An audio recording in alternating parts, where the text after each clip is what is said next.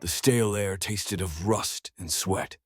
It clung to the back of Marco's throat, a permanent resident in the concrete behemoth known as CECOT. They called it a prison, but that was a word too gentle, too civilized for this place. CECOT was a tomb for the living, a vertical graveyard where thousands of souls were stacked in cages, their futures erased the moment the steel doors slammed shut behind them. Marco, once a respected enforcer for the Mara Salvatrucha, felt the weight of those doors in his bones. The outside world, with its vibrant colors and the smell of rain on hot asphalt, was now just a fading dream, a cruel taunt from a life he had systematically dismantled.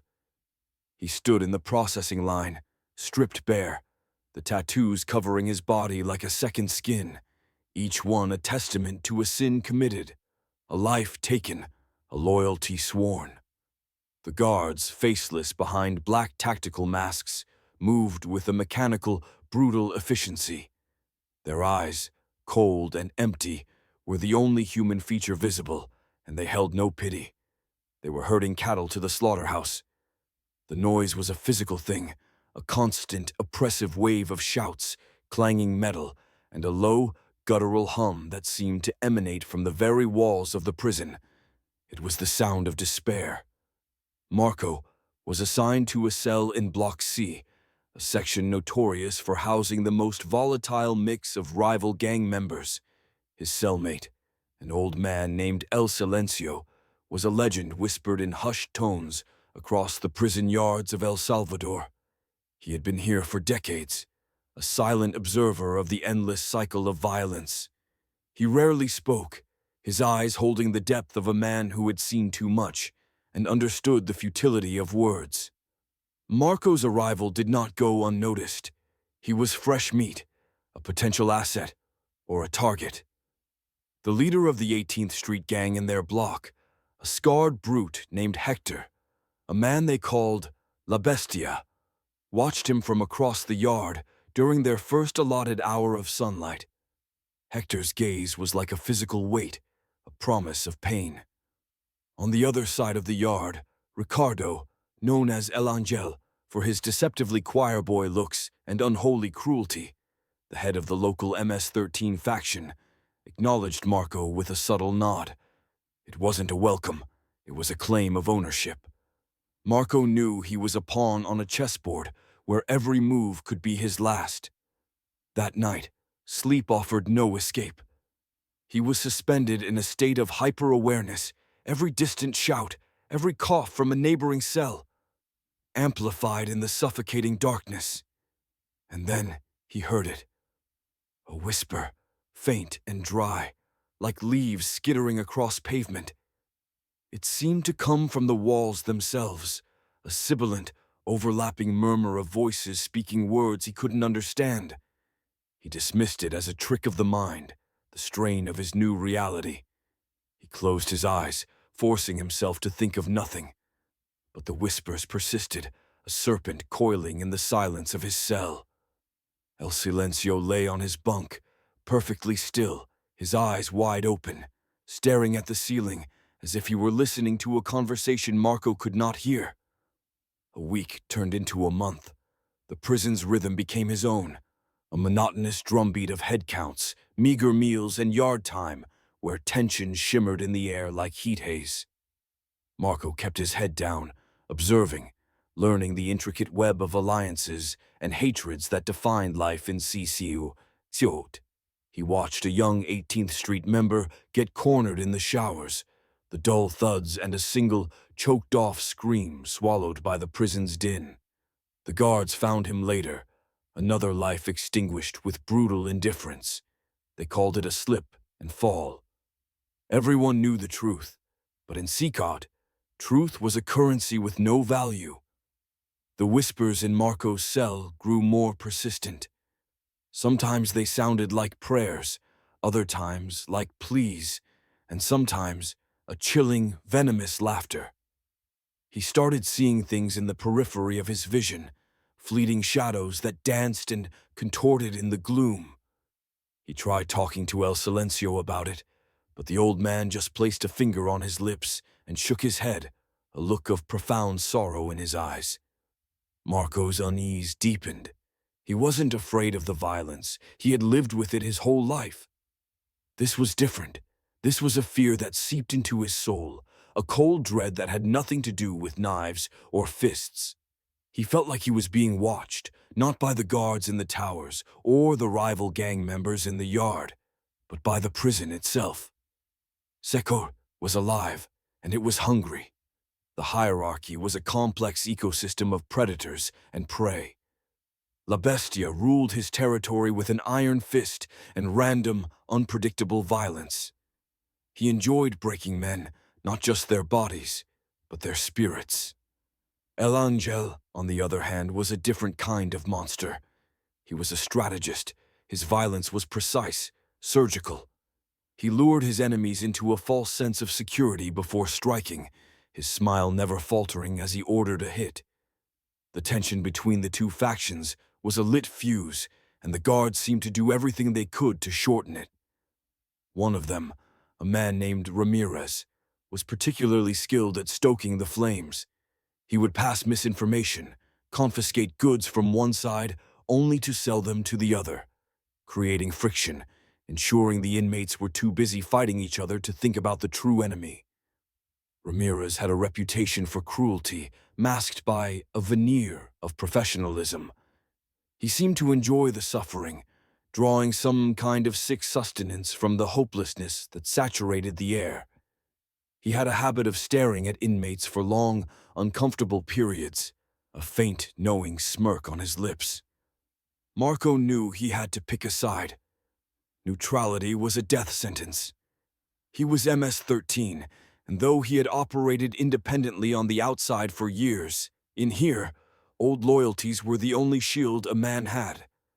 He approached El Angel during yard time, the two men circling each other like wary dogs. They spoke in coded language, their words a dance of threats and promises. Marco offered his experience, his reputation. El Angel accepted, but Marco could see in his cold, clear eyes that this was not an alliance of equals. Marco was a tool, a weapon to be used and discarded when it was no longer useful. That night, the whispers were clearer than ever. They spoke a name over and over again. Javier. It was the name of the young 18th Street member who had died in the shower. Marco broke into a cold sweat, his heart hammering against his ribs. He sat up, his eyes scanning the impenetrable darkness of the cell. A figure stood in the corner, a silhouette of a man, gaunt and dripping with water. Marco could see the terror etched on its translucent face, its mouth open in a silent scream. He blinked, and it was gone. He was losing his mind. The prison was breaking him, not with fists, but with phantoms. The next morning, a member of La Bestia's crew was found dead in his bunk, his eyes wide with horror, a single, deep puncture wound in his chest. There was no weapon to be found. Panic began to ripple through the block. This wasn't a standard gang hit. This was something else. Something unnatural. Marco's mind reeled from the apparition. The face of Javier, twisted in a silent, eternal scream, was burned into his memory. He tried to rationalize it, to blame the poor food, the lack of sleep, the crushing stress. But a part of him knew what he saw was real. The fear was a living thing inside him, a cold knot in his stomach that tightened with every creak of metal, every shadow that moved. He needed answers. He turned to the only person who seemed to understand the prison's deeper sickness, El Silencio. For days he tried to get the old man to speak, offering him portions of his food, his cigarettes. Finally, one night, as the whispers began their nightly chorus, El Silencio beckoned him closer. His voice was a dry, rasping sound, unused for years. He told Marco that the prison was built on cursed ground, a place where the government had once secretly buried its enemies. The souls of the unjustly killed were trapped within the walls, their anger and sorrow seeping into the concrete. He called them the olvidados, the forgotten ones. He said they were drawn to violence, feeding on the pain and despair like vultures on a corpse. He warned Marco that the recent deaths were their doing, that the prison was waking up, stirred by the escalating hatred between the gangs. Marco wanted to dismiss it as the ramblings of a crazy old man, but it resonated with the chilling experiences he was having.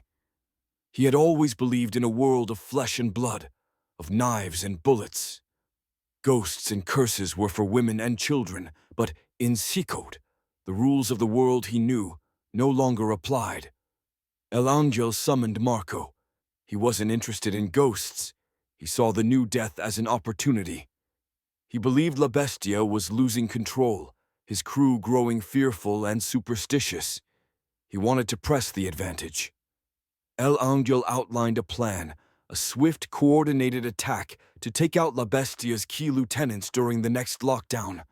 It was risky, brutal, and Marco was to be at the forefront, the tip of the spear.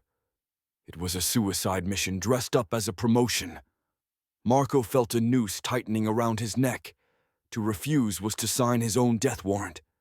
To accept was to dive headfirst into a bloodbath, and he feared that the violence would only make the whispering walls scream louder.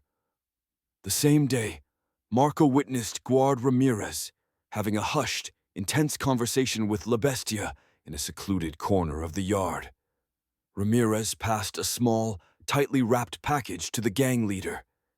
It was a betrayal. The guard was playing both sides, fueling the fire that would soon consume them all. Ramirez caught Marco's eye from across the yard, and for a fleeting second, that knowing smirk returned, colder and more menacing than before.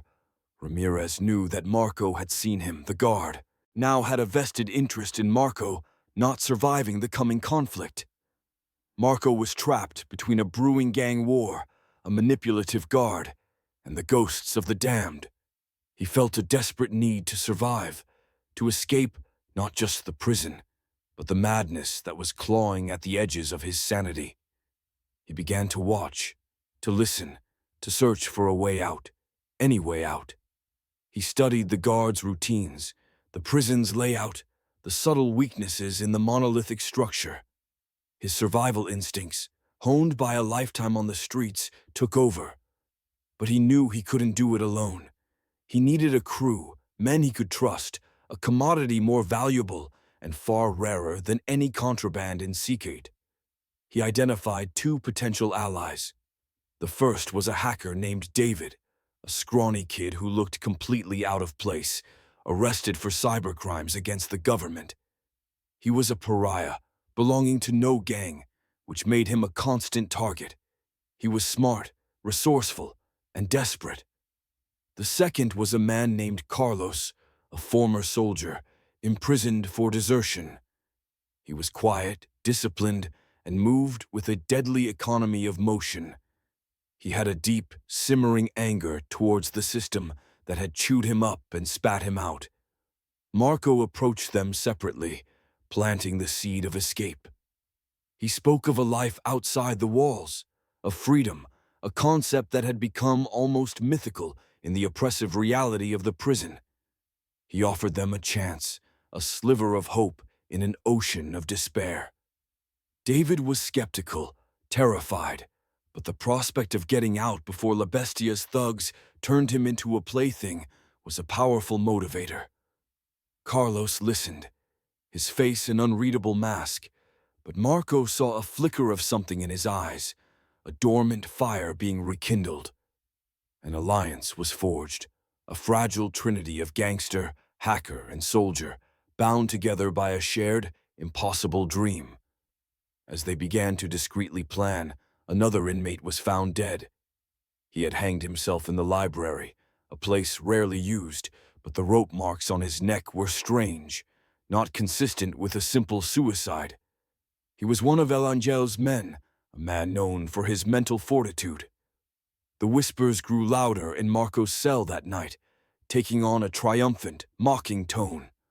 The walls of CECOT were closing in. The death of El Angel's man sent a fresh wave of paranoia through the MS-13 ranks. El Angel himself seemed unnerved, the mask of cold control slipping for the first time since Marco had met him. He publicly blamed La Bestia, of course, a convenient explanation that kept his soldiers focused on the enemy. He declared that the attack would proceed as planned, only sooner. The pressure was mounting. Marco, David, and Carlos met in the brief, chaotic moments they could steal in the crowded yard, the noisy mess hall, the long line for water. They spoke in whispers, their plans taking shape piece by piece. David's task was to map the prison's electronic nervous system. He claimed that even in a fortress like CECOT, there were digital ghosts, echoes of old systems, potential backdoors in the security network that controlled the locks and cameras. He needed parts, scraps of wire, a battery, a circuit board, things that were all but impossible to find. Carlos was their strategist and muscle. He observed the guards' patrol patterns, noting their blind spots, their moments of inattention. He calculated risks, planned contingencies. He was also training them, subtly, during their yard time, showing them how to use their bodies as weapons, how to fight silently, efficiently. Marco was the leader, the connector. He used his new position in El Angel's inner circle to gather information, to procure the items David needed through the prison's black market, a dangerous game of favors and threats. He was walking a tightrope. A single misstep would mean a shiv in the back from his own side, or a brutal end at the hands of La Bestia. The prison itself seemed to work against them. At night, the whispers became words. Fragments of conversations, cries of agony from a time long past. Marco saw figures in the shadows of the corridors. Men in old, tattered uniforms, their faces pale and drawn. He once saw Javier's watery specter standing behind Ramirez as the guard made his rounds, the ghostly boy pointing a trembling, accusatory finger at the man who had facilitated his murder. The fear was a constant companion, but it also sharpened his senses, fueled his determination. He had to get out. El Silencio provided them with an unexpected breakthrough. The old man, seeing the quiet desperation in Marco's eyes, gave him a small, hand-drawn map scrawled on a piece of tattered cloth. It was a map of the prison's underbelly, a network of old service tunnels and sewer lines that were not on any official blueprints. He said they were from the old prison, the one that stood here before CECOT was built. He warned that the tunnels were a place of great sorrow, where the olvidados were strongest, but that they also led to a drainage grate on the western wall, a potential exit. It was their only real chance. The risks were enormous.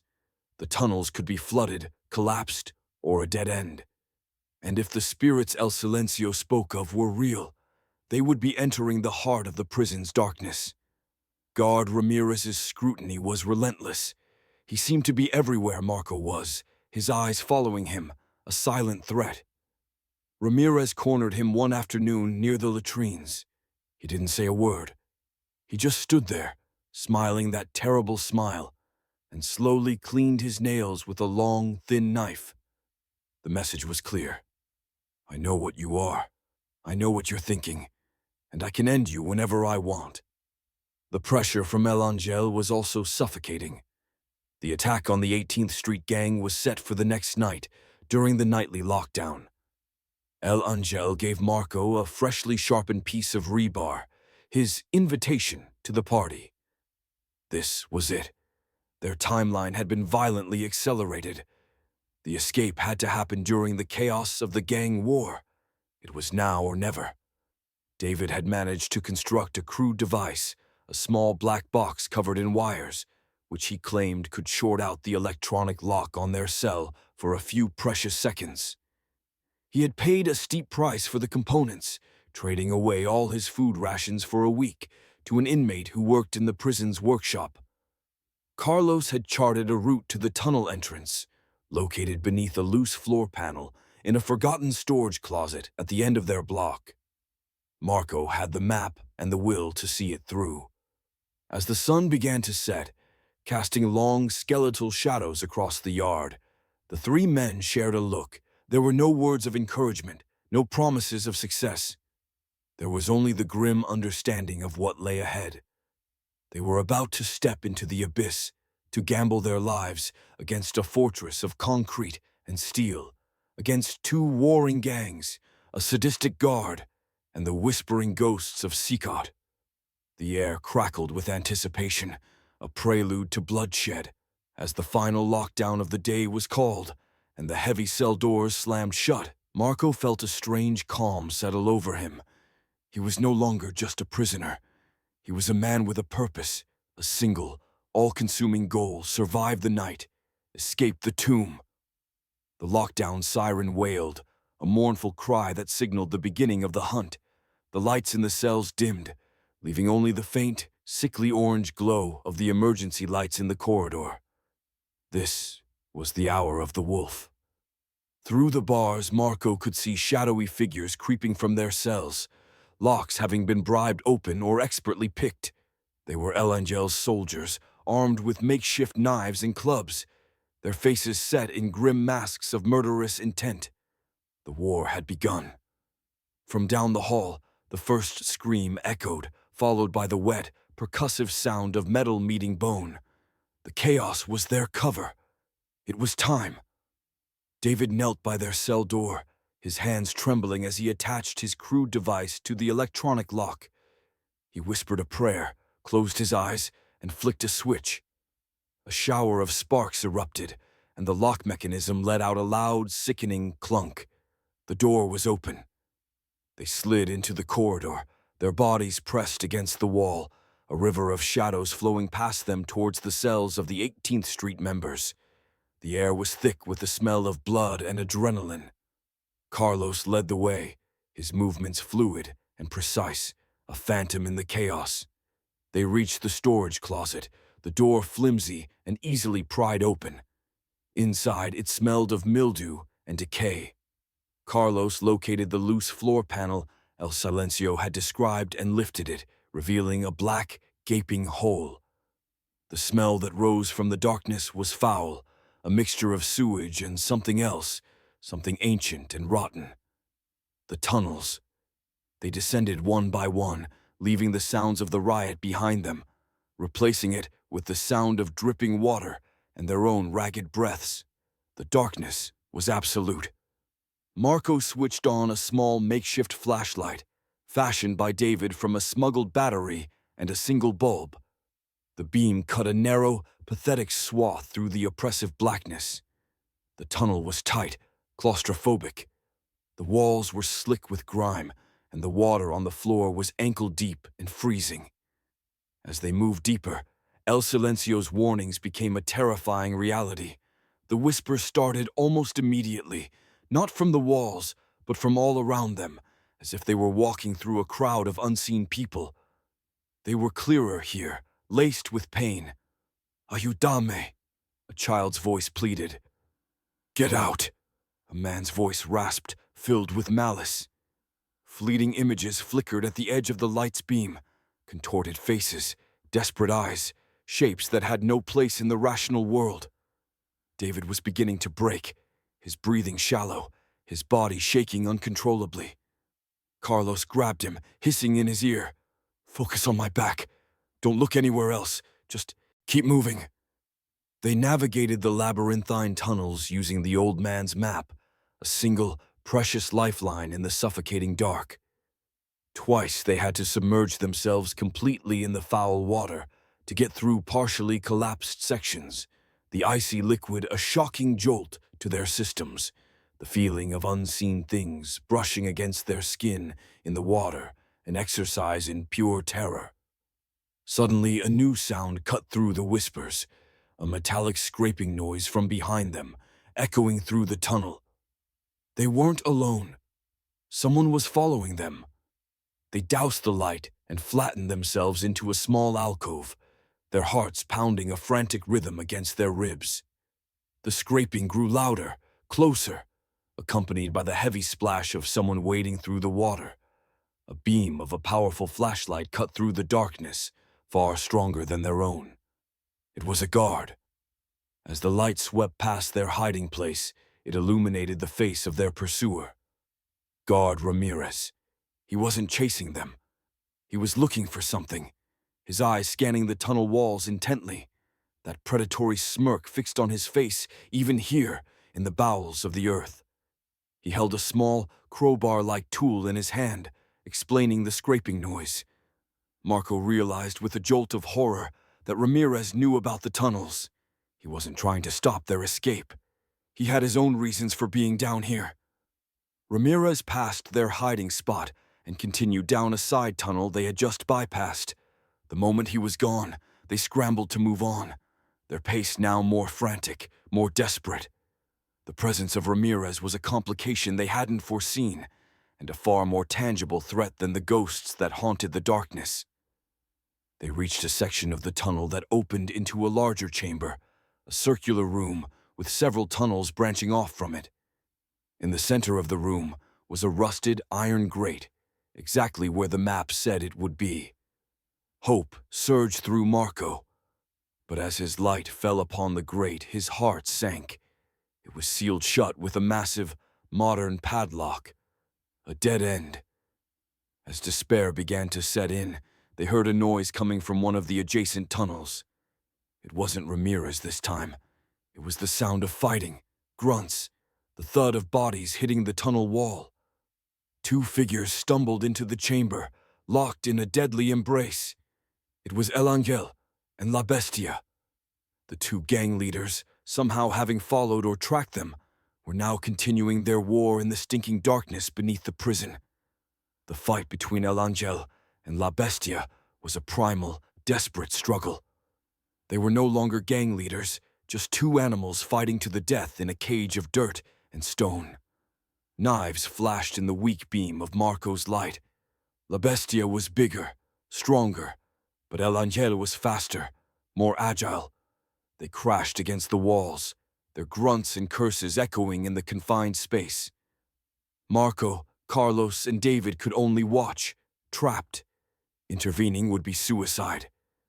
Trying to work on the lock was impossible. Suddenly, La Bestia gained the upper hand. He pinned El Angel against the wall, his massive hands closing around El Angel's throat. As El Angel's face began to turn purple, a figure emerged from the tunnel behind La Bestia. It was Guard Ramirez. He moved with a chilling calm, raising the crowbar in his hand. Marco expected him to attack El Angel, the man whose soldiers were currently tearing apart the prison block. Instead, Ramirez brought the crowbar down with sickening force onto the back of La Bestia's skull. The giant crumpled to the ground without a sound. El Angel slid to the floor, gasping for air, looking up at Ramirez with a mixture of shock and confusion. "The tunnels belong to me," Ramirez said, his voice flat and devoid of emotion. He then turned his attention to Marco and the others, his flashlight beam pinning them against the wall. "I can't have you leaving. Not yet." The puzzle pieces crashed together in Marco's mind. Ramirez hadn't been playing the gangs against each other just for fun. He was using them. He instigated the riot, knowing it would provide the perfect cover for him to come down here. He wasn't trying to stop an escape. He was looking for something, and La Bestia, who perhaps knew something about the tunnels, had been in his way. El Angel, still trying to catch his breath, pulled a hidden shiv from his boot. But Ramirez was ready. He moved with a speed that belied his size, kicking the shiv from El Angel's hand and slamming his boot onto the gang leader's chest, pinning him to the ground. "You," Ramirez said, his eyes locking onto Marco's. "The old man talks to you. What did he tell you about this place? About what's hidden here?" The whispers in the tunnels grew louder, more agitated, swirling around the chamber like a vortex of sound. The air grew cold, a damp, unnatural chill that had nothing to do with the water. A soft green light began to emanate from the walls, revealing ancient carvings, symbols that Marco didn't recognize. This wasn't just a service tunnel, this was something else. A tomb. From the tunnel Ramirez had first come from, a new figure appeared. It was El Silencio. The old man walked calmly into the chamber. His eyes, which were always downcast, were now glowing with a faint, eerie light. He looked not at the living, but at the ghosts Marco could now see clearly in the ethereal green glow. The spirits of the Olvidados were gathering, dozens of them, their forms translucent, their faces filled with a century of rage. "They are angry, Officer Ramirez," El Silencio said, his voice now strong and resonant. "You have disturbed their rest." Ramirez laughed, a harsh, ugly sound. "These ghosts aren't real, old man. It's just swamp gas, geothermal vents. I've read the reports. The only thing down here that matters is a shipment of Nazi gold, smuggled into the country after the war and hidden by a corrupt warden. This prison was built on top of it, and you are going to help me find it." It was a stunning revelation. The whispers, the ghosts, the entire mythology of the place was, in Ramirez's mind, just a smokescreen for a hidden treasure. The night took another violent turn. Carlos, the soldier, made his move. He launched himself at Ramirez, not with brute force, but with a calculated, silent attack aiming for the guard's weapon. They struggled, the crowbar falling to the ground. David, seeing his chance, scrambled for the padlock on the grate, trying to smash it open with a rock. At the same time, El Angel, recovering his strength, lunged for the fallen crowbar. The chamber became a chaotic melee of convicts and guard, but it was El Silencio who did the unexpected. He did not move. He simply raised his hands and began to chant in a language Marco had never heard, a string of ancient, guttural words. The green light from the walls intensified. The whispers became a unified, deafening roar. The Olvidados solidified, their ghostly forms becoming almost corporeal.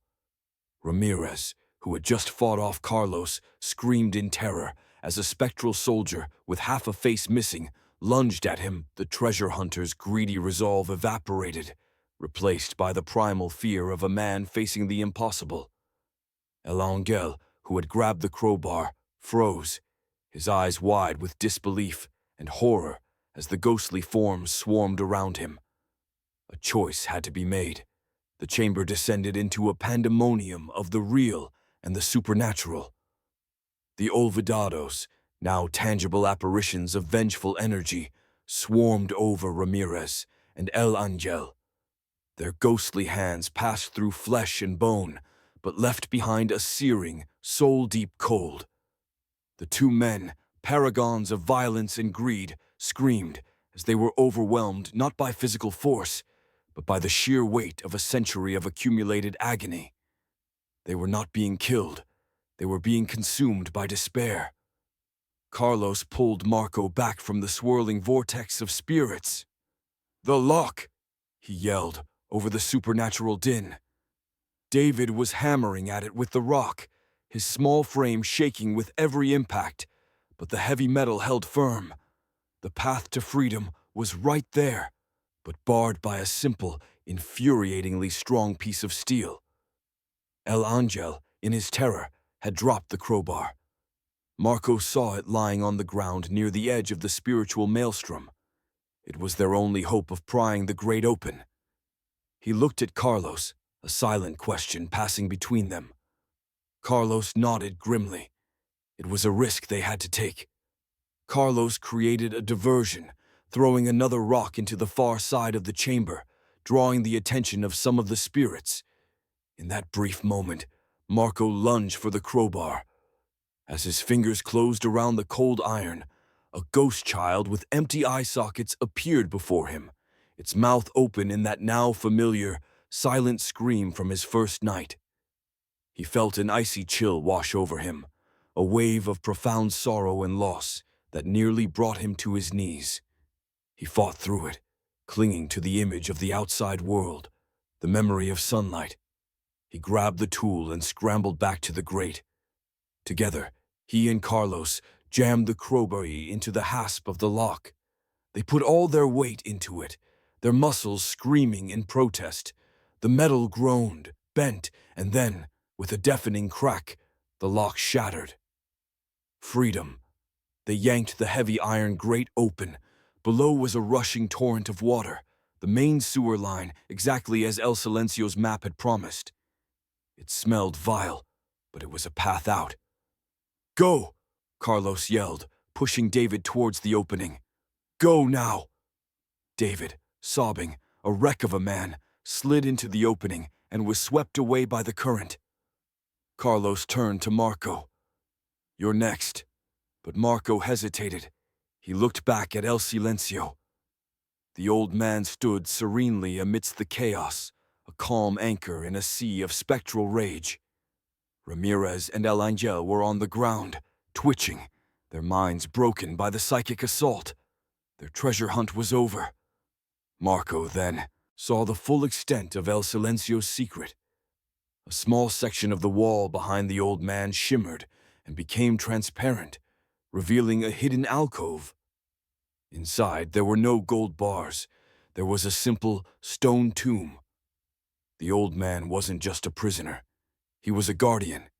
He was a descendant of the people who were murdered here, and his life's purpose had been to protect their final resting place from people like Ramirez.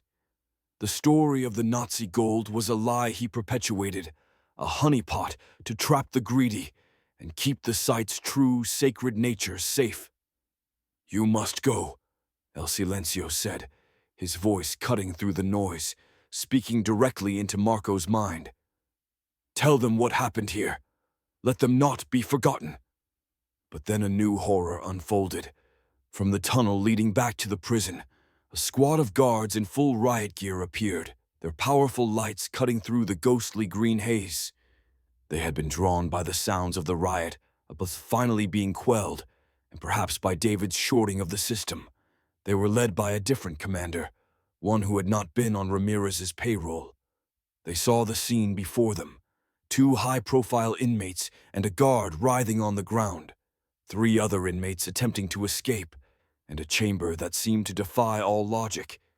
They saw an open escape route. They raised their weapons. Carlos reacted instantly. He pushed Marco hard towards the hole. "Go! Don't let this be for nothing," he commanded. As Marco stumbled backwards, Carlos turned to face the advancing guards, picking up the fallen crowbar. He was not a prisoner anymore. He was a soldier again, making a final stand. He charged, a defiant roar erupting from his throat, buying Marco the precious seconds he needed. Marco tumbled into the sewer line, the filthy water engulfing him, the current seizing him and pulling him into the darkness. The last thing he saw was the flash of gunfire and Carlos falling. The last thing he heard was the final, triumphant shriek of the whispering walls of CEE. And then, silence. He was swept away, his body battered by the rough-hewn tunnel, his lungs burning. He was alive. He was free. But the cost of that freedom was a weight that would press down on him for the rest of his life. He carried with him the ghosts of Carlos, of El Silencio, and of the countless olvidados who had bought his escape with their rage. He was the messenger. He was the survivor. The current was a merciless force, tumbling Marco through the darkness for an eternity. He slammed against unseen walls, his head going under, his lungs filled with the foulest water he had ever tasted. He fought to stay conscious, to keep his face above the surface. The darkness was total, but this was a different kind of dark from the tunnels. This was a dark with momentum, a dark with a destination. Eventually, the brutal ride eased as the tunnel widened and the water slowed. He saw a faint light ahead, a gray, hazy luminescence that was the most beautiful thing he had ever seen. It was a large drainage outlet, covered by a rusted grill. Using the last of his strength, he pulled himself towards it. The bars were thick, but decades of rust had weakened them. He kicked, and he pulled, his hands raw and bleeding, adrenaline giving him a final surge of power. A section of the grill broke away, creating a hole just large enough for him to squeeze through. He tumbled out onto a muddy riverbank, gasping, choking, and vomiting the sewer water from his stomach. The air was cool and damp. He could hear the distant sounds of the city, the chirping of insects, the rustle of leaves in the trees above him. He looked up and saw the stars scattered like diamonds on black velvet. He hadn't seen the stars in years. He was out. He was free. But he felt no elation, no joy. He just felt empty. The ghosts of CECOT were not confined to its walls. They had followed him out. The memory of Carlos charging into the gunfire, the image of El Silencio standing amidst the spirits, the endless whispers of the forgotten, they were all etched into his soul. He lay on the muddy bank for a long time, the cold seeping into his bones as the first hints of dawn began to lighten the eastern sky. He was a man without a country, without a gang, without a name. The life he knew was gone, and the man he used to be was buried back in that concrete tomb. He had been reborn in the stinking water of the sewer, a different creature, one who had looked into the abyss and seen it stare back. He eventually found the strength to move, to stumble into the sleeping city, a phantom in tattered, stinking clothes. The days that followed were a blur of survival. He stole food to eat, clothes to wear. He slept in abandoned buildings, always on the move, always looking over his shoulder. The news was full of the riot at CECOT. It was a massacre. Dozens of inmates were dead, including the notorious leaders El Angel and La Bestia. Several guards were killed. One guard, Ramirez, was found in a deep service tunnel, alive but catatonic, his mind shattered beyond repair. An official investigation was launched, but Marco knew it would be a whitewash. The truth of what happened in the tunnels beneath the prison was too incredible, too insane, to ever be believed. The secret of the Olvidados was safe, guarded by a madman's silence and the prison's official lies. There was no mention of a successful escape. As far as the world was concerned, no one had ever escaped CECOT. He had become a ghost himself. One evening, sheltering from a sudden downpour under a bridge, he saw a piece of discarded newspaper. On the front page was a photo of a politician, promising a new era of security, vowing to make prisons like CECOT even more impregnable. The endless cycle. Nothing would change. He felt a surge of rage, not the hot, impulsive anger of his old life, but a cold, focused fury. El Silencio had told him to tell their story. He had to be their voice. He couldn't let their sacrifice, let Carlos's sacrifice, be for nothing. The world had to know that CECOT was not just a prison, it was a wound, a festering sore on the soul of the country, a place that didn't contain monsters, but created them, a place where the dead held more sway than the living. His purpose, so long defined by violence and survival within a rigid hierarchy, was now clear. It was no longer about loyalty to a gang. It was about loyalty to the dead. He had to expose CECOT. It was an impossible task. He was a fugitive, a wanted murderer, with no resources and no allies. But he had something more powerful. He had the truth. He had seen the heart of the darkness, and he had survived. His war was not over. It had just begun. He looked out from under the bridge at the rain-soaked city, a city that was ignorant of the hell that festered in its midst, a city he would now force to listen. Marco, the former gangster, the survivor of CECOT, was dead. In his place was a new man, a specter forged in terror and loss, an avenging angel for the forgotten. And he would not rest until the whispering walls of that cursed prison finally came tumbling down. The path forward was a minefield. To speak out was to paint a target on his back, not just for the law, but for his old gang, The MS-13 did not look kindly on members who drew public attention. He was a loose end, a liability. Yet the memories of the tunnel, of the spectral faces, of Carlos's final stand, gave him a resolve he had never known. This was no longer about personal survival. It was a penance, a mission. His first move was to find David. If the hacker had survived the sewer, he would be a crucial ally. He had the skills to navigate the digital world, to disseminate information in a way that couldn't be easily traced. Marco began his search in the underbelly of the city, in the grim alleyways and crowded slums where people disappeared. He put out feelers, using the old street codes and contacts from a life he was trying to leave behind. For weeks, he found nothing. It was like David had vanished from the face of the earth. He feared the boy had drowned, or had been captured and sent back to a place worse than CECOT. During this time, the nightmares were relentless. He would wake up in a cold sweat, the whispers of the Olvidados echoing in his ears, the feeling of icy, spectral hands on his skin. The trauma of the prison was a part of him now, a phantom limb that ached with memories.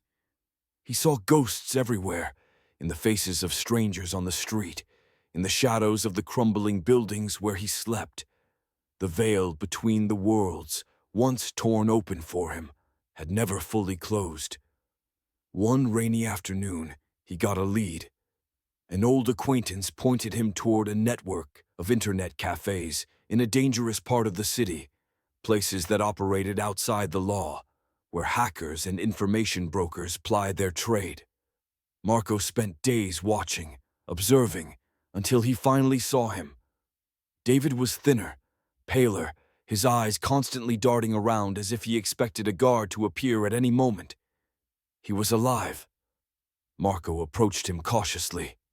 The recognition in David's eyes was quickly replaced by fear. He thought Marco was a ghost, a hallucination sent by the prison to drag him back. Marco calmed him down, speaking in low tones, recounting their escape, proving he was real. David's relief was palpable, followed by a flood of tears. He had been living in terror, convinced he was the sole survivor, haunted by the same nightmares as Marco. He had assumed Carlos and Marco had been killed. Marco told him everything, about El Silencio's true purpose, about the sacred nature of the site, about Carlos's sacrifice. He told David about his mission to expose CECOT. He asked for his help. David hesitated. To join Marco was to forsake the new, invisible life he was trying to build, to dive back into the danger. But he owed his freedom to Carlos and Marco. He owed it to himself to ensure that their escape had meaning. He agreed. Together, they formed a two-man army against a monolithic system. David was the general. Marco was the soldier. They operated from the shadows, using David's hacking genius and Marco's street intelligence. David began by breaching the outer layers of the government's digital security, a slow, methodical process. He was looking for anything related to CECOT, unredacted reports, internal communications, surveillance logs. Marco, meanwhile, worked his contacts on the street, seeking out the families of men who had disappeared inside the prison, collecting their stories, building a chorus of silent screams to match those of the Olvidados. They were looking for proof, for corroboration of the horrors they had witnessed. They knew their testimony alone would be dismissed as the ravings of escaped convicts. They needed something undeniable. It was during this investigation that Marco made a chilling discovery. He learned of a pattern. Before CECOT was built, during the country's civil war, dozens of political activists, students, and journalists had been disappeared by government death squads. Many of them had last been seen near the very grounds the prison now stood on. He found old, grainy photographs of some of these disappeared people. He recognized their faces. They were the ghosts he had seen in the tunnels. They weren't just random spirits. They were the Olvidados, the specific named victims of a political purge whose bodies were buried in a mass grave over which the prison had been built as a final, brutal insult. This was the secret El Silencio had been guarding. This was the truth of CECOT. The prison wasn't just built on cursed ground, it was the tombstone for a government atrocity. The implications were staggering. If they could prove this, it would not only expose the prison, but could bring down powerful figures in the current government who had been complicit in those old crimes. Their mission had just become infinitely more dangerous. They were no longer just fugitives, they were enemies of the state. Armed with this terrifying new knowledge, their strategy shifted. This was bigger than exposing prison conditions. This was about unearthing a decades-old crime against humanity. David doubled his efforts, pushing deeper into secure government networks. The risk of detection was immense, but the truth was a powerful motivator. He found what they were looking for in an archived, deeply encrypted file from the old military intelligence servers. It was a kill ledger. It contained a list of names, dates, and a final column grimly titled Disposal. The location listed for dozens of these disposals was designated by a simple military grid coordinate. When David plotted the coordinate on a map, it landed directly in the center of CECOT. The list of names matched the ones Marco had found in his research of the disappeared. This was it. The smoking gun. It was the official record of the massacre that had created the Olvidados. Marco's role became even more perilous. He needed to find someone willing to publish this information, a journalist with the courage to challenge the government. The mainstream media was too controlled, too cowardly. He had to find someone on the fringes, someone who valued the truth above their own safety. His search led him to a woman named Sophia, an independent investigative journalist who had been a vocal critic of the government for years. She operated her own blog, a small but respected voice of dissent. She was known for her tenacity and her refusal to be intimidated. Getting to her was difficult. She was rightly paranoid, trusting no one. Marco used an intermediary to set up a meeting, a clandestine rendezvous in a crowded market. He watched her from afar first, making sure she wasn't followed. She was older than he expected, with tired eyes that had seen too much, but held a core of unbreakable strength. When they finally met, he didn't tell her his name or how he had gotten the information. He simply presented her with the facts, the list of names, the history of the disappeared, and he told her a story. He didn't speak of ghosts or spectral soldiers. He translated the supernatural horror into the cold, hard language of human cruelty. He spoke of a secret catacomb beneath the prison, a mass grave, of sounds and psychological torture that drove inmates to madness and suicide, of a guard named Ramirez who had been driven insane by what he had found. He described everything through the lens of a believable cover story, that he was a former guard who had escaped with the evidence, his conscience no longer able to bear the secrets. Sophia listened intently, her skepticism slowly melting away as she saw the raw, undeniable truth in his haunted eyes. She recognized some of the names on the list, people whose disappearances she had reported on decades ago. She agreed to investigate further, to verify the document's authenticity. David, through secure channels, provided her with the raw encrypted file and the keys to unlock it, irrefutable proof that it had originated from a government server. While Sophia began her dangerous work, Marco felt the net tightening around him. An old gang contact warned him that MS-13 had put a price on his head. They believed he was working with the authorities. They didn't know the truth, but it didn't matter. To them, he was a traitor. He was being hunted by both sides of the law. He and David were forced to move constantly, never sleeping in the same place twice. One night, while holed up in a condemned apartment building, they were nearly caught. A squad of masked police commandos stormed the building. It wasn't a normal police unit. It was a covert, military-style team, the kind used for black ops. Someone high up had been alerted to their activities. They escaped by climbing onto the roof and leaping across a narrow alley to an adjacent building, disappearing into the city's labyrinthine sprawl. They had flushed out their enemy. They now knew for sure that powerful people were terrified of their secret getting out, terrified enough to send an assassination squad. The story was real, and their opponents were playing for keeps. The race was on. Sophia had to publish her findings before they were silenced for good. Marco's mission was now simple and deadly. He had to keep himself and David alive and protect Sophia from the shadows that were now hunting them all, long enough for the truth to see the light of day. He was no longer just the messenger of the dead.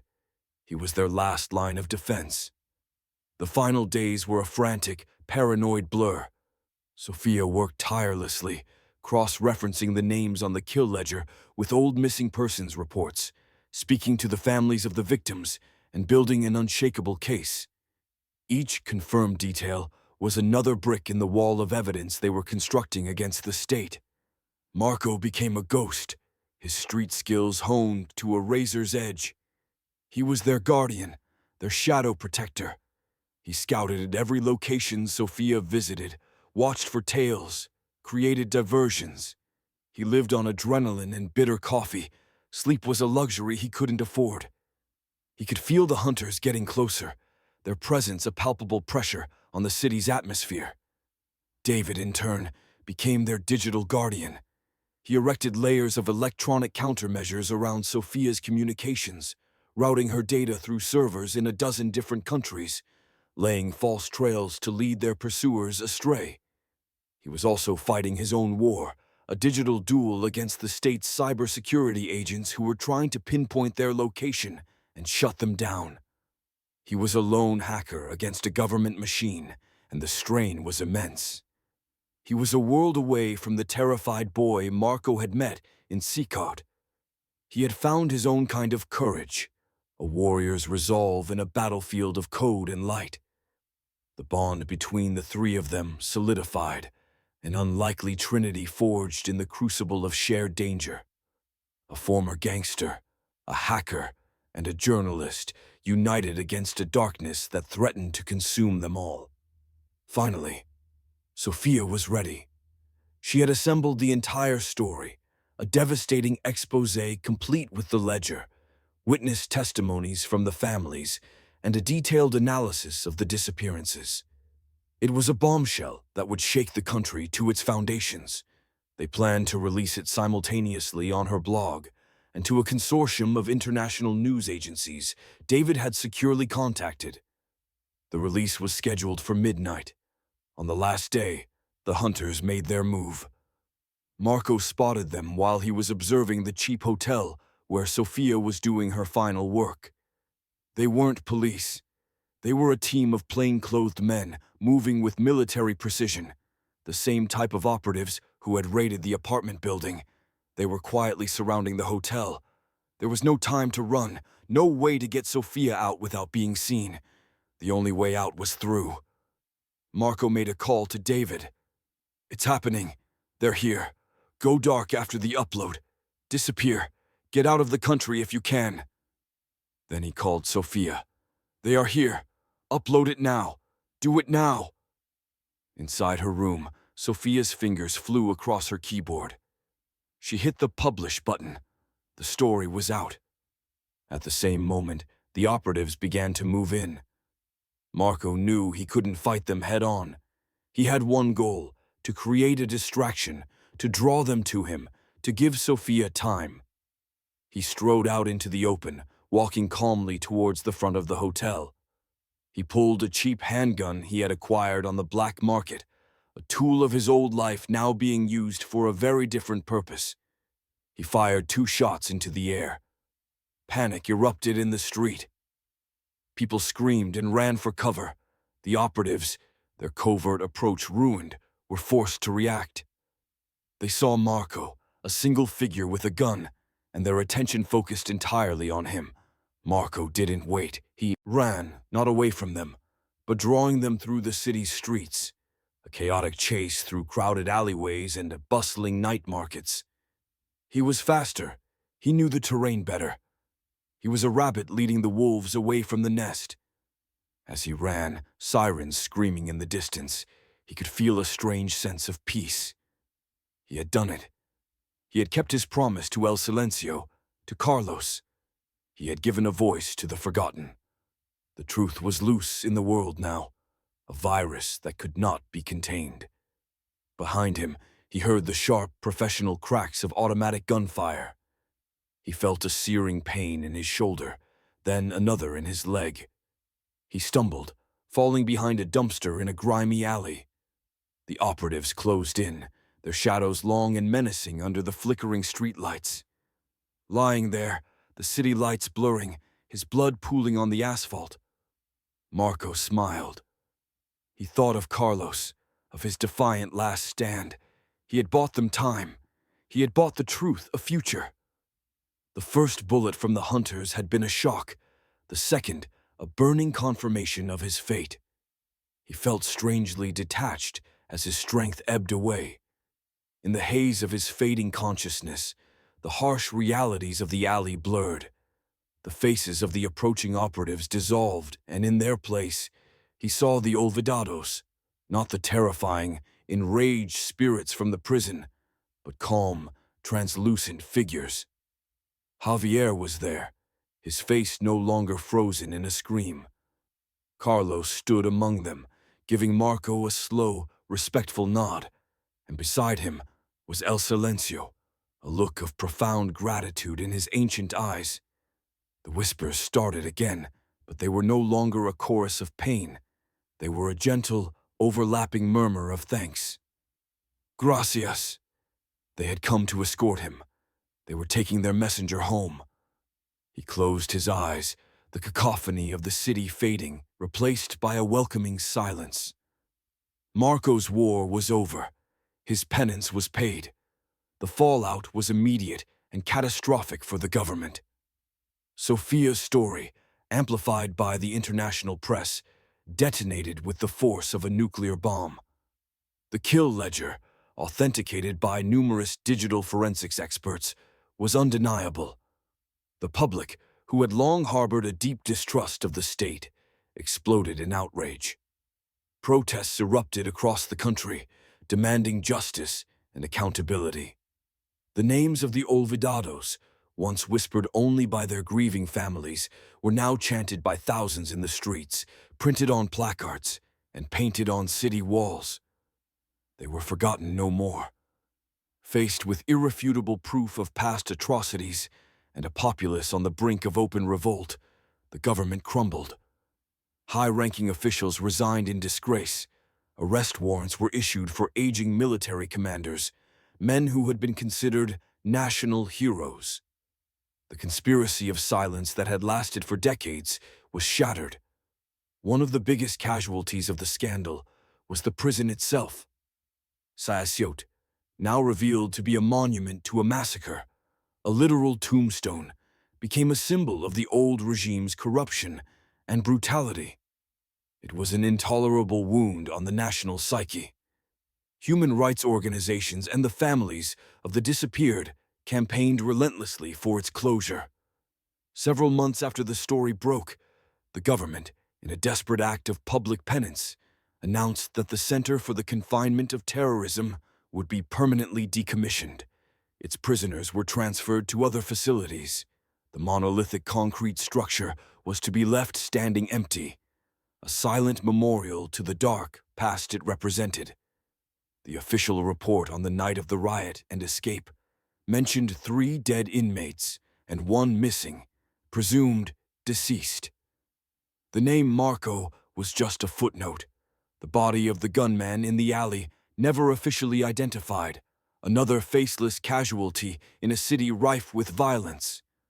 Sofia, protected by her new international profile, continued to report on the trials and the ongoing political upheaval, becoming one of the most respected journalists in the country. She never revealed her source, honoring the memory of the haunted man who had trusted her with the truth. David was never heard from again, He had followed Marco's final instructions, vanishing into the digital ether, a ghost in the machine. He had found his own kind of freedom, an anonymity bought at a great price. Far from the turmoil, in a small, quiet coastal town in another country, a man with haunted eyes and a limp sat at a seaside cafe. He went by a new name. He worked odd jobs, kept to himself. The scars on his body were a map of a life of violence, but the scars on his soul were deeper still. Sometimes at night, when the sea wind was just right, he could almost hear the whispers. They weren't angry anymore. They were just echoes, a faint reminder of the promise he had kept. He read about the closure of CECOT in a newspaper. The article described the eerie silence of the empty prison, how locals claimed you could still hear voices on the wind coming from its vacant cells. He folded the paper and looked out at the ocean. The concrete tomb was empty, its purpose fulfilled, its secrets laid bare. The olvidados were at peace. El Silencio's vigil was over. Carlos's sacrifice had been given meaning, and Marco, the messenger, the survivor, was finally free. His past would always be a part of him, a ghost that walked beside him, but it no longer defined him. He had stared into the deepest darkness and had chosen to bring back the light. It was a choice that had cost him everything, but in a world of cages and walls, it was the only choice that truly mattered. The sun was warm on his face. For the first time since he could remember, he felt the stirrings of hope. A new life was beginning. Months later, a demolition order was signed for the CECOT facility. The new government wanted to physically erase the symbol of the past regime's horrors, to build something new on the site, a park or a community center. They wanted to pave over the cursed ground and the ghosts it held. But strange things began to happen. The demolition crews reported equipment malfunctions, tools going missing, and a pervasive, unnerving feeling of being watched. Workers complained of hearing faint whispers, of seeing fleeting shapes out of the corners of their eyes.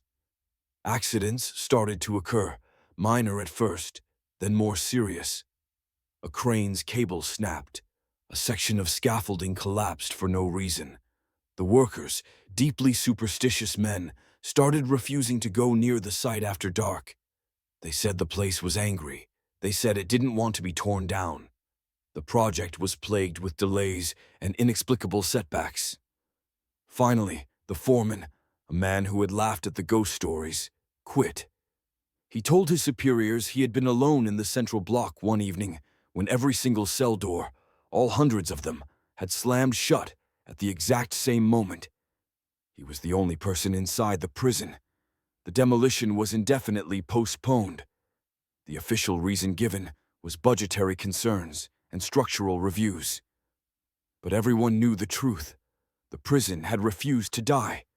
It had become a self-contained entity, a permanent monument to its own dark legacy, a place that even the government, with all its power, could not touch. The massive, empty structure continued to dominate the landscape, a silent, concrete testament to the souls trapped within its memory. Meanwhile, the man who was once Marco found that his new life of peace was not so easily claimed. He had found safety, but the echoes of CECOT were a part of his DNA now. One night, he awoke from a new kind of nightmare. It wasn't about the ghosts or the violence. In the dream, he was walking through the empty corridors of the decommissioned prison. The whispers were back, but they were different, afraid. They were calling his name, not in thanks, but as a warning. The dream felt intensely real, a psychic pull from 1,000 miles away. He knew, with a certainty that chilled him to his core, that something was wrong. Something had returned to the prison. Or perhaps something worse had never left. His instincts screamed at him to ignore it, to stay in the new life he had built, to leave the ghosts of the past to their own devices. He had done his part. He had earned his peace. but he also knew he was the only person on Earth who truly understood what that place was, what it was capable of. The whispers of the Olvidados had saved him. Now, it felt like they were calling for his help. He thought of El Silencio's serene and lonely vigil. He had been a guardian, a protector of the dead. Was that now his role? Was he truly free, or had he simply been released into a larger prison, one where his only purpose was to serve the memory of that hellish place? The pull was undeniable, a spiritual obligation that transcended his own desire for a quiet life. He knew he had to go back. Not as a prisoner, not as a fugitive, but as something else. An exorcist, an investigator, a guardian. He had to know what had disturbed the rest of the spirits he had helped to free. He booked a ticket on a cargo ship, choosing a slow, deliberate path back to the country he had fled. He was returning to the heart of his trauma, to the one place on Earth he had sworn he would never see again. The messenger was being recalled. His final journey was beginning, a journey back to the whispering walls, back to the silent, waiting fortress of CECOT, to confront the new darkness that had taken root in the ashes of the old. The prison had a new secret, and it was calling out for the only man alive who could understand it. The story was not over. The journey back was a purgatory of sea and sky. Each passing day stripped away the fragile peace he had built, replacing it with the old, familiar armor of hypervigilance. The man he had tried to become, the quiet handyman in a peaceful town, was a skin he now shed. Beneath it was Marco, the survivor, the man who understood ghosts. He re-entered his home country under the cover of darkness, a ghost himself, moving through the periphery of society. The nation was still in flux, the new government struggling to assert control, the wounds of the past still raw and septic. CECOT stood on the horizon as he approached the city, a brutalist scar against the skyline. It looked even more menacing now that it was abandoned, a hollowed-out carcass waiting for a new soul to inhabit it. Gaining entry was surprisingly easy. The official patrols were a token gesture, the guards too frightened to do more than drive by the perimeter once a night. The locals avoided it like a plague house. He found a breach in the outer fence, the same one demolition crews had used, and slipped inside the grounds. The silence was the first thing that struck him. The oppressive, constant hum of thousands of men was gone. This was a dead silence, heavy and unnatural. He made his way to Block C, his former home. The cell doors were all open, gaping black mouths in the long, shadowy corridors. His own cell was just as he had left it, an empty concrete box.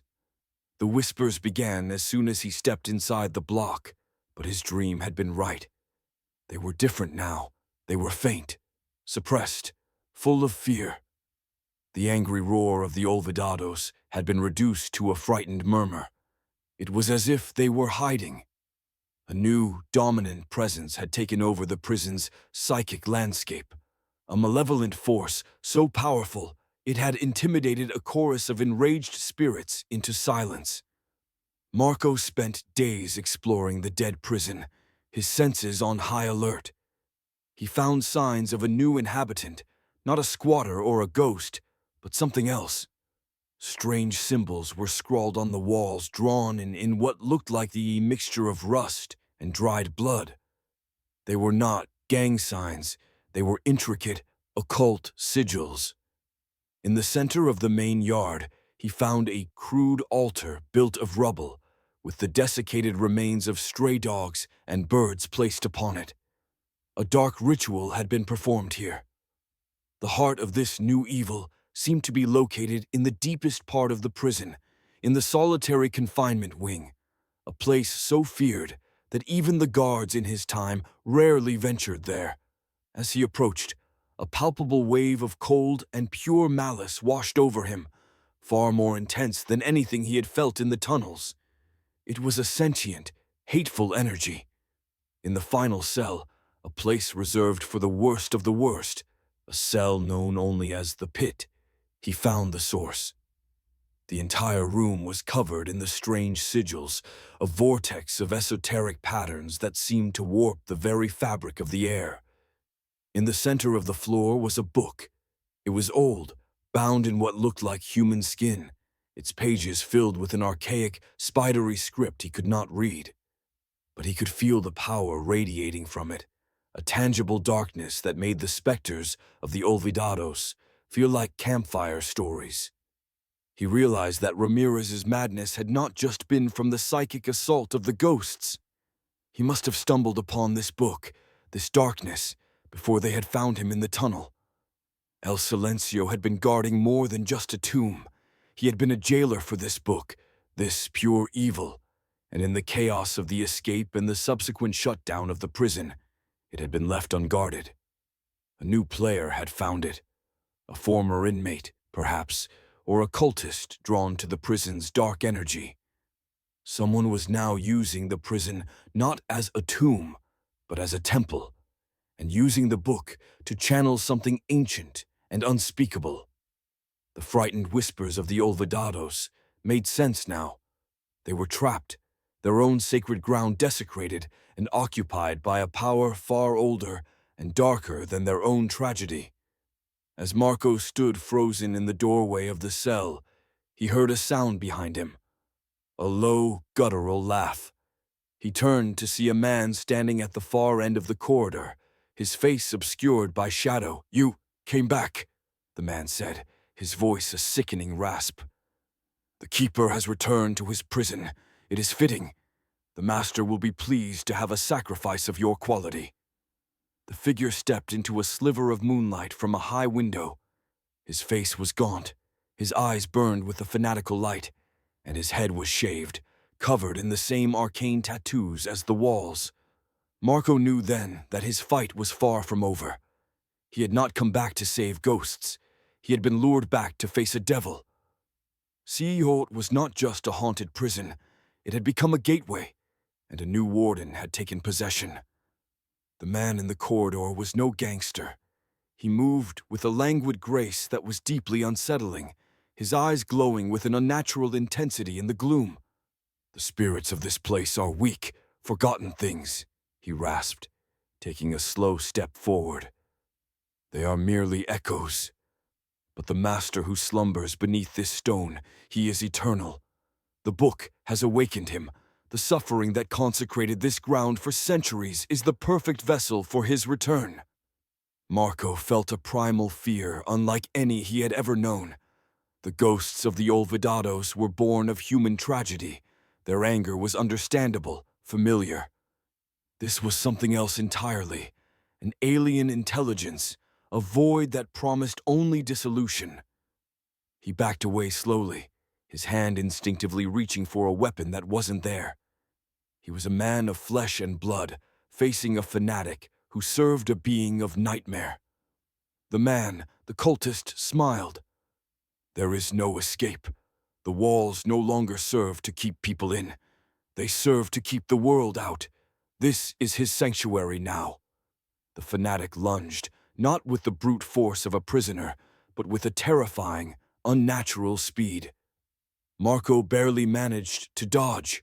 The man's fingers, tipped with long, sharpened nails, grazing his cheek and drawing blood.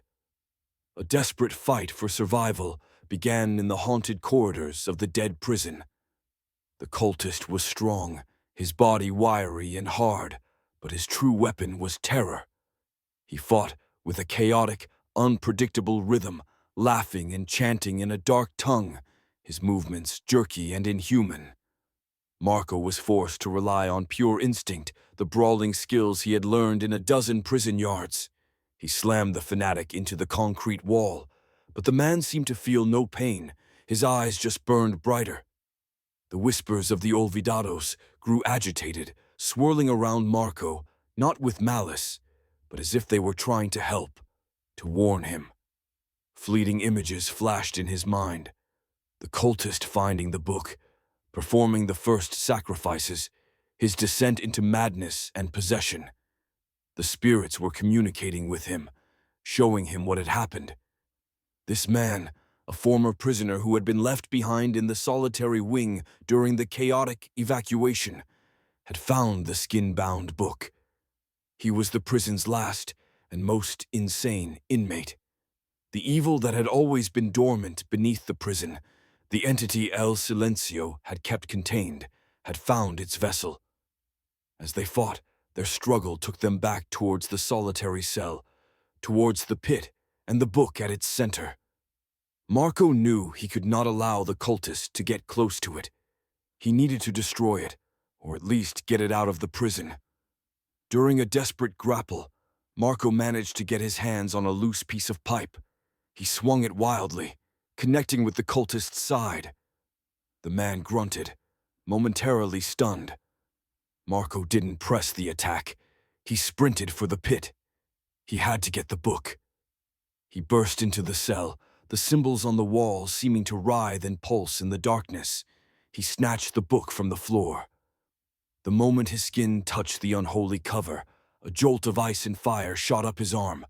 His mind was flooded with 1,000,000,000 years of darkness, of worlds consumed, of stars dying, of a cosmic hunger that dwarfed all human emotion. It was the mind of the master, the being chained beneath the prison. He fought it, focusing on the faces of his pace, of Carlos, of El Silencio, of the quiet hope he had felt by the ocean. He held on to his humanity by a thread. The cultist was back, his face a mask of pure fury. "Sacrilege! You will be the new binding for the book. Your skin will honor him." He lunged for Marco, but as he crossed the threshold of the cell, the Olvidados acted. The spectral forms of the disappeared, so long cowed into silence, erupted from the walls. They were not fighting the cultist directly.